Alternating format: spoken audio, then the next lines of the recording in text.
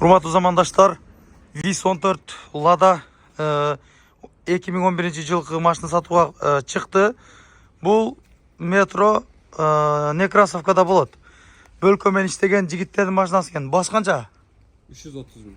330 миң басы, 215 миң пробег экен, а? Машинан жүрүп аткан машина, иштеп аткан эле. Бөлкөдө канча табып атат бул машина? Документтери кандай? Документтер бардыгы чисти, өзүбүздүн атыбызда атанмапты.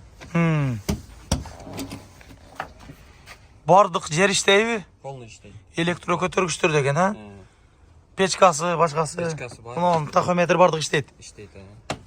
Канча тапса болот айга ушу машина менен? Азыр учурда. Күнгө 5,5 миңден иштейт да. 5,5 миңден күнүгө иши бар. Иши бар. Нанда иштейт. Нанда. Иши менен береби же кандай буну? Жок, ишиге деме кылса сүйлөшүп та берет. Иши менен экен, значит, да? Ачың чаркан, шеф. Бир тонна көтөрөбү бул? 80 лоток яшык батат да. 80 лоток яшык батат. Документи ушундай баягысы бар үстүдө мындай. Өзү ата ушундай. Штрафтары, анамыналары кандай? Жок, штраф жок. Алдыга, алык. Бир мына фарын алмаштырып коюш керек экен, а?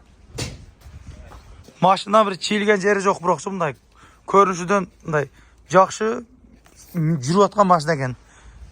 Нерге жанагы коюп, ушу фарын алмаштырып коесуздар. Скотч экен да. Жакшы эле миндиңизби? Мында урубай, чийбей. 8 ай, 1 жылдай миндиңиз.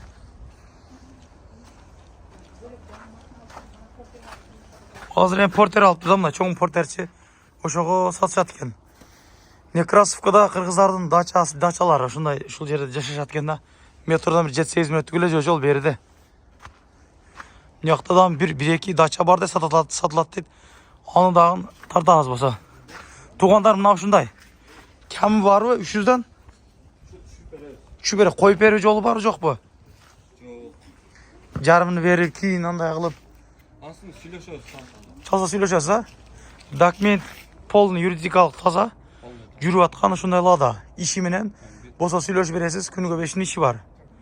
Ой, жакшы, ишиңизге ийгилик. Жакшы сатып алыңыз, базарыңыз берсин.